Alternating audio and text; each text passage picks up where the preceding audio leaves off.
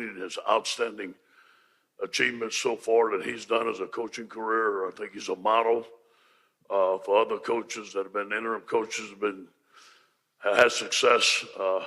He's a friend of mine. I have a lot of respect for him. I have a lot of respect for his football team. I want to thank the playoff system for having us here in the championship game. New Orleans has been great. It'll be a great game. Coach Sweeney, when you're ready. Okay. Yes, appreciate all y'all being here this morning, and it's been a wonderful experience for our guys. Super proud of our team, and just appreciative of all the hard work that's gone into making this a great experience for our players. And New Orleans has been great. Looking forward to an awesome game tomorrow. Really amazing season that LSU has had. Coach O and the job that he's done, his staff, just incredible. And this is the way it should be. Two great teams that have worked extremely hard to get to this point, and to be able to have it culminate tomorrow night in front of the whole country, and probably a lot of people across the world to watch a great college football game. It's an awesome thing, a blessing to be a part of. We'll now start our Q&A portion. Again, raise your hand. Let us get you the mic. Please do give us your name and affiliation. We're going to start first right here on the right side of the. Jacques Doucet, WAFB TV in Baton Rouge. Coach Orgeron, your team throughout the year, no matter the quote-unquote big game, there never seems to be any nerves or nervousness. When you go into a game like this, how are you approaching the psychology of, it's easy to say it's another game, but you're in a national championship. Yeah, we didn't talk about going to play for the national championship. We talked about we have to prepare to beat Clemson, one game at a time, just like we've done. We have trusted the process. Today is Focus Friday. The guys are getting excited. They are getting antsy. I can feel it. I'm getting antsy too. But I think that we have to continue to work up through game time. They're going to make plays. We're going to make plays. We have to work for 60 minutes and focus on winning the game and not worry about all the other stuff. Block out the noise just like we did all year. Going to come over here to our right. Andrea Adelson with ESPN.com for Dabo. You've been asked a lot about the last decade of Clemson football. If there was one word you could use to describe it, what would it be and why? The last decade? Transformative. Is that a word? We've transformed Clemson, and the next decade is the Roaring 20s. So I'm excited. I heard those were great. So hopefully we can relive those. Come over here on our left side in the middle. For Dabo, you possibly winning 30 straight games. That's only happened 6 times since the 50s. 3 out of 4 championships only happened 3 times, I think. Back-to-back national championships, undefeated hasn't happened since Nebraska in the 90s. Do you give any of this information to your team to sort of say, hey, listen, you have a chance to not just be champions, but to be all-time great champions? Well, I mean, this is 2020. I don't have to give them anything. They just get woken up in the middle of the night with breaking alerts.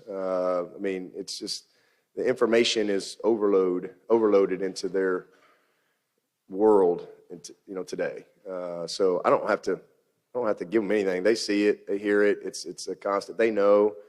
Certainly, we reinforce from time to time, what their opportunity is. But it's not like we're giving them anything they don't know. They know. They're very well aware of what they've been able to achieve. And listen, regardless of what happens in the game tomorrow night, it's really been a historic run. And to win 2 out of the last 3 national championships is amazing. And I'm just super proud of all of our teams that have worked so hard to just be the best they can be. And that's really our goal. That's it. Sometimes you get beat, and our goal is to be the best we can be every single year. And winning a national championship is a byproduct of that commitment. And so just thankful for all of our teams, and they're well aware of all the opportunity and all that stuff, but that's really not the focus. I think when you focus on that, you're focusing on the magnitude of the moment, and you lose the joy of the moment.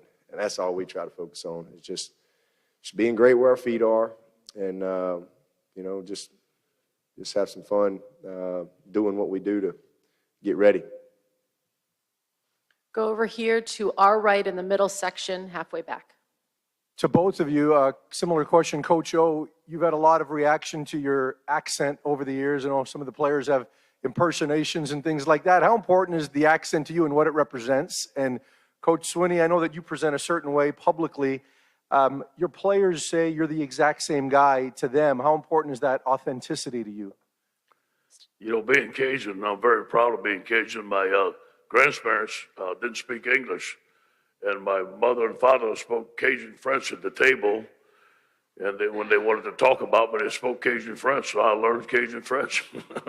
And so I'm excited to be at LSU, at home, where we're proud of our Cajun heritage. We're proud of Louisiana. I just feel at home here. People that made fun of my accent before, I thank them. That gave me internal motivation to do better. So I thank them to be motivators in my career. Coach Sweeney? Well, I mean, it's ironic. I obviously grew up in Alabama, and sometimes I meet people along the way, and they'd say, you know, where you get a name like Dabo? And so sometimes I just didn't want to tell. I'd just say, well, I'm Cajun, D-A-B-E-A-U-X, Dabo. And I just, you know, go on about my business. So I kind of feel at home here too. You know, but anyway, I just think that you just got to be who you are. Somebody asked me a question yesterday. They said, you know, and they were talking about Coach O and myself about, you know, I guess how we handle ourselves or something. And I just, you know, I don't know how to do any. I don't know how to be somebody else. All I know how to do is be myself.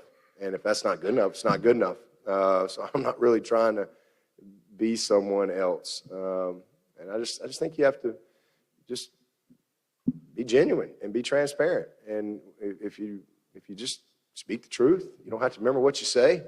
And you can speak from the heart.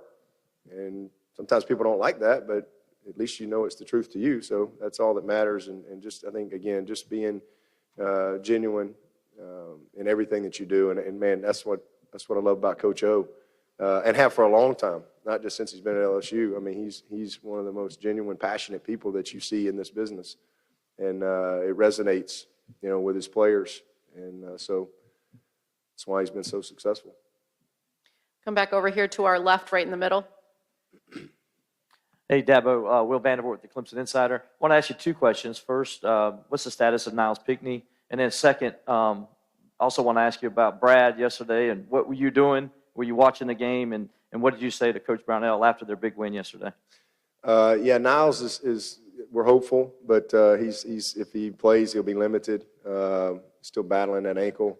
So and then, but Brad, I actually got to see the overtime part. So I didn't see anything up until that, and so I saw the best part. It was awesome. It was amazing. I mean, that's an amazing streak. So, and then I was with Dan Radakovich shortly after that, and so it was pretty cool. But really just happy for Brad and his whole team. Text Amir Sims right away and text back and forth with him last night. Just super proud of those guys. I mean, to be able to accomplish something that nobody's done. You're talking about 59 years, man. I mean, you'd think sooner or later somebody, you know, I mean, somewhere along the way you'd win one. But it was pretty amazing. Long time coming, obviously, over 90 years, I guess. So special moment for Coach B and his team and for Clemson. Stay in the same area, right over here to our left. Coach, over to your left. Trevor Groves, CUTigers.com. I understand that you had to move practice to the Hilton Ballroom yesterday because of the weather while LSU was in the Palatial Saints indoor facility. Just curious how that affected your preparation, and we have any sort of a walkthrough today? Yeah, we might have had the best practice we've had all year. And we had the same opportunity to go to the Palatial Saints facility. It's not like, you know, it's just crazy how people put these narratives out there right away. We had the same exact opportunity to go there, but we were going to have to change our schedule and just didn't want to do that. And obviously the weather was nasty. So it was great. I mean, it's massive, and it was a Thursday practice for us, and our Thursday practices are kind of jog through anyway, and this was practice 9, day 10 in a row that we've been together, so it was even lighter than that, but it was a lot of fun. It was great energy. I mean, listen, I mean, both these teams are ready to play. I mean, you can only practice so much. So it was a great practice. It was a great day, and thankful that we had a really good facility. And again, we could have done the same exact thing. I just chose not to change our schedule up and stay on course, and it's great. We're going to go right here in the center, in the back. This one's for Coach O, Michael Cobble, WBRZ TV in Baton Rouge. Coach, we've marveled a lot about Joe's preparation and his thoroughness in that preparation. Have you ever been around a college player who really doesn't want to partake in any of the college scene? And has that rubbed off on the guys that have been around him?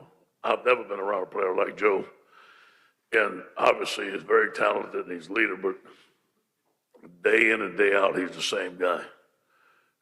Very focused in on the task in hand. It's about execution and winning and being great. And last game, you know, he threw 8 touchdowns and he wasn't satisfied. I mean, that's him.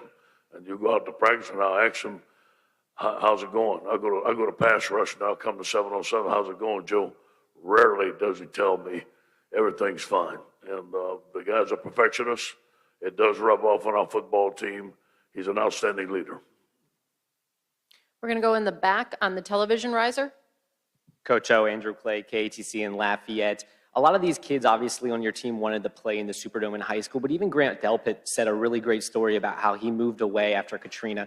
Do you find that the players are taking this game more personally because of the city it's in? I do believe that. I do believe, obviously, there's a lot of things that you can look at in this game for motivation. And the only motivation that we've used is to finish strong and focus on winning the game. But those external motivations are there. These guys have always wanted to play in the Dome. Grant is from New Orleans. His family was displaced from Katrina. All his family will be there. It will mean more to our guys that we're playing here in New Orleans for the championship, no question. Come right down here in the front, over on slightly to our right. This one's for Ed Ogeron, Brooks Cabina from The Advocate. Ed, 2 questions. One, could you update us on where Damian Lewis is at for you guys? Yep. And the other, last night at the Eddie Robinson, your mentor Brian Kennedy mentioned him. What kind of moment did y'all have and the things that he might have said to you then? Yeah, well, Damian's ready to play. You know, Jack Marucci and Tommy Moffitt, those guys, Shelley, everybody down there, they do a tremendous job. I've never been around a training staff that gets guys back so fast. Last night, I accepted an award on behalf of our staff. It was very prestigious. So I want to thank the Eddie Robinson family. I think it was really held in a first-class manner. What an honor to meet all those people, to meet his family. Brian Kennedy was a mentor of mine in Los Angeles, California. I think for 2 years straight, I called him at 6 o'clock every morning, and he answered the phone every morning. And he helped me out in my personal life. So I wanted him to be here yesterday for that event, and he's a lifelong friend. We're going to go all the way back in the back on our left. This for both coaches, Dennis Dodd, CBS Sports, for both you guys. How do you define a dynasty in college football, and what's the earliest one that you guys remember? You got it, Coach. A dynasty, I guess a team that wins a lot. It's the only thing I can think of. The first one, dynasty. I mean, for me personally, I think about Coach Bryant. I can't help but think about Coach Bryant. I growing up in Alabama, and you know what he did in the '60s and the '70s, winning numerous national championships, and and there's some debate, probably could have won some more. I guess back in those days, you just kind of voted on them. I think some of those years you even voted on them before the bowl games. But anyway, I mean, certainly Alabama, and then what Coach Saban has done. I mean, just I guess the definition is just doing something over and over and over, very with an unbelievable consistency. Think about John Wooden. I know that's not football, but didn't he win 10 championships in a row? Think about the Bulls. You know, so I don't know about all the football dynasties. I don't think there's been many. It's just so hard to win consistently for a long period of time. Bobby Bowden at Florida State, they had 14 10-plus win seasons in a row. Probably Oklahoma had a run there. They were pretty unstoppable. So it's kind of what pops into my head. Yeah, you know, those are things for you guys to write about. My mind can't even think about that right now. I have been a football fan, but I'm on Focus Friday, man. That's all I know.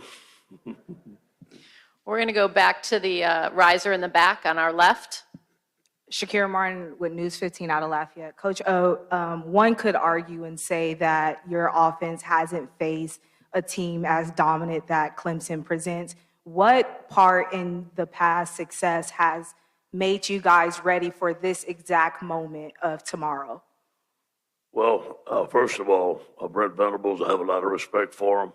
You watch their tape, they're in the right place at the right time. He knows how to attack protections. They use that number 11 in great spots. You got to know where he's at all the time. But you know, the teams that we played some pretty good defenses, and our guys have done a good job. Obviously, with our offense, we have seen new defenses that we haven't practiced against sometimes. Sometimes we've seen the same defense. I think this game is going to come down to adjustments made during the game. Obviously, Clemson's had a lot of time to practice. We've had a lot of time to practice. Sometimes people put in something new, sometimes they don't. They may run the same stuff. We watched every play they've run, but they watched every play we run.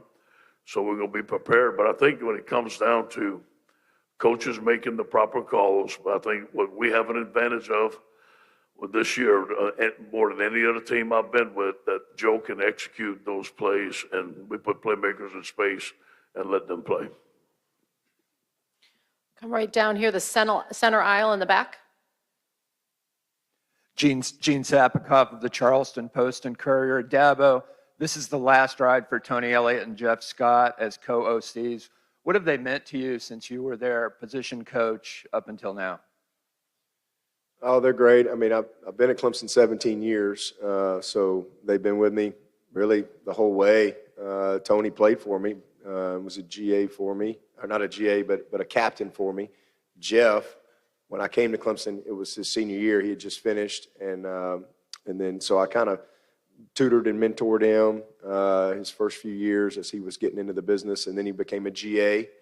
And then when he was a GA, when I was named interim, and so I promoted him right away, and that was just really based on my experience that I had had with him, working with me in camps. You know, when I was an assistant, I ran the camps and clinics and coaching stuff, all the whatever went on within the program from a logistics standpoint, and I would use all the GAs and stuff. And Jeff was just always an above and beyond guy, and always knew if I ever got a job that he'd be one of the first guys I hired. So just kind of worked out. So those guys have been with me from day one, and not just them. Brad Scott, you know, Brad was the offensive coordinator when I came to Clemson. I'm not at Clemson if it wasn't for Brad. Obviously, Tommy brought me in to interview me, but you know, Brad had to sign off and as the OC, and I've been with Brad for 17 years, every step of the way. So those guys have been great. But Tony and Jeff, it's been fun to watch them grow and develop. And then back in 2014, when we had an opening, I was able to, you know, just promote the two of them. They both deserved it. And so that's why I made them co-OCs, and they've done an amazing job, obviously, since that time. So I'm excited for Tony to be able to, you know, take it over just himself, and it'd be awesome for him. And also a little more responsibility for Streeter. And then obviously Jeff getting this great opportunity at South Florida. Really happy for him. We're going to slide over to the other side of the middle column. Coach Sweeney, when you played LSU in the Chick-fil-A Bowl back in 2012, Brent Venables, your defensive coordinator, joked that a trick play for LSU was a play-action pass. Can you talk about just how much LSU has changed offensively since then and take some humor in that? Yeah, well, if I remember correctly, they threw 2 passes on that last series. So they came out of the gate, first down, completed it, and then they had back-to-back play actions. And incomplete on one, and we batted one down, and that gave us a chance to because I was able to save timeouts, and that gave us a chance to get the ball back and go win the game. So ironic that you bring that up, but listen, what I remember about that team is that's as talented a team, especially defensively, that I've ever been around. I mean, I think the entire 2 deep and maybe even into the 3 deep went to the NFL. We were very fortunate to win that game. I mean, we just made just enough plays. Our best player got hurt the second game. But what they're doing offensively now is obviously way different. But they were a physical football team, and they still are. But yet now they're distributing the ball to so many different guys. I mean, everybody touches the ball. And it's made them fun. It's made them exciting. You can see they play with great confidence and energy. And then this quarterback is special. Go back over to the center. Coach O, I've heard Clemson's answers about the long delay until you play. I was just curious. I hadn't heard your thoughts. Is this the right amount of time for this game? Do you feel the preparation was needed? For us, we needed the rest, and we give our guys ample rest. We practiced 4 days. We gave them 3 days off, and then we went through a regular game week of planning. So I think that it's been good. It seems like right now, everybody's getting a little antsy to play. Those things, sometimes you got to adjust to whatever they tell you to do. So we don't blink. They tell us it's 16 days. 16 tells us 7 is 7. We just go. Go down here, right here, very front. This is for Coach O, Terrell Wild with the Boot Sports. Can you touch on the importance of Michael Divinity's return to the defense and also Miles Brennan's status for the ball game? Yeah. Mike is going to help us, especially in pass rush situations. Now, there's sometimes a certain situation he could be on the field on first down. It all depends what personnel group that we get, but Mike is a very good player, a very good pass rusher. He brings energy to the football team. I want to give Mike credit for sticking with it. He had to take a couple of games off. He had the opportunity. He could have left and get ready for the NFL. He didn't. He practiced with the team every day. He did the thing he's supposed to, and now he's playing in the championship game. Miles Brennan is fine, ready to go. Come right down here on our right, third row. Ed, Wilson Alexander from The Advocate. Christian Fulton rarely gets talked about this season. A lot of the focus gets put on Derek Stingley. Is that in some ways a compliment to the way Christian has played this season? Yes, I do believe. They watch film, they look at tape, and, but they have great receivers, man. Those receivers are going to be a challenge. Obviously, we feel that Derek is a phenomenal player, so is Christian. And Christian's a great story. Christian's a great story. His family's right here from New Orleans. He competed. He was suspended, could not play. They fought to get the suspension. He came to practice every day. The suspension was let go, and he could play. And what a great story. Now he's playing right there from Romo High School right here in New Orleans. So a great story. Christian, outstanding player. We're going to go all the way over to our right. Yeah, Brett Martell with the Associated Press. Ed, could you reflect on Michael Divinity's decision to come back, specifically knowing that he may never play another game for LSU unless you made it this far? And I would also welcome Coach Sweeney's comments on a player's decision to do something like that. Well, first of all, I'm for players playing throughout the year, regardless. It's your team. You play for your football team, one heartbeat. That's my opinion, and my opinion only. And I know there's special circumstances where players feel that they'll opt out to go to the NFL. And again, that's their personal decision. But me personally, I think I'm a team man. Stay with your team. Michael did that. Michael had a chance to go out early last year.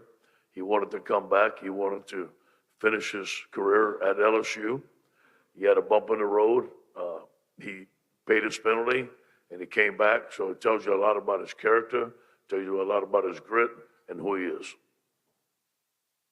I didn't hear the question. What did you say again?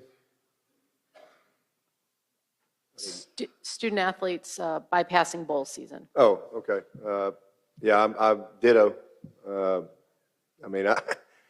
I grew up in college football.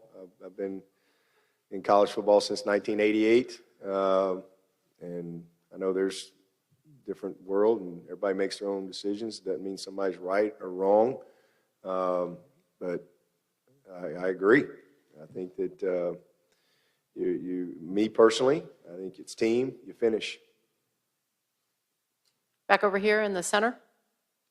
Coach O, I don't remember when you started the block out the noise mantra, but you've had some personal hurdles and obstacles to overcome in your life. I've heard you reference your faith and Kelly's faith getting you through those. Is that something that you kind of always had about you? Or did the block out the noise mantra even leak into your personal life? No, I think that, at the beginning of my career, I had to block out the negative noise. And there was a lot of negative noise. I couldn't let it affect me. And there's no way I would. And I knew the team would listen to it and stuff like that, but, it was about blocking out the noise. And then early in my career at LSU, we faced some adversity. Some strong adversity. And it was time to block out the noise. And we can see through that adversity, it made us stronger. And I do believe the loss to Troy was a turning point in our program. It helped us realize what we had to get done, what we had to do as coaching staff, as players. We could never let our hands down. We always have our hands up and ready to prepare for every game. I think that, so now the noise is good. And look, they're going to be on that Twitter machine. I know they will. You can't stop it. You know what I'm saying? But we don't talk about individual awards. We don't talk about anything except the task at hand, and we keep everything team. And I think that helps us out. Take our last question from the back on our left. Coach O, Ed Daniels, WGNO New Orleans. I wonder over the last few weeks or few months if you have reflected on when you were at Mandeville High School in your sabbatical, watching your son practice, and then all of a sudden you're here right now, kind of what that's... Well, now that you mention it, I haven't. I've been focusing on the game plan and the monumental task we have on tomorrow night and giving everything to the football team. But you know what? It was a good time. I didn't get the job at USC. I realize now it was for a reason. It was to come home. I got to spend a whole year. I'd never seen my kids play. I went to every practice, every game, cooked a lot of food in the backyard, had a blast. And then I was very fortunate that Coach Miles hired me. I wanted to come back to Louisiana. I wanted to be at LSU. And Coach Miles hired me for that. I'm forever grateful. Okay, we will now move into our photography section. If you guys could stand on either side of the trophy. Give us 1 minute to get the tables slid out. As again, a reminder, if we could keep our still photographers on the ground, we'll take a quick minute here for the ENGs in the back. Gentlemen, step on up to the trophy, please. We're going to start on the riser.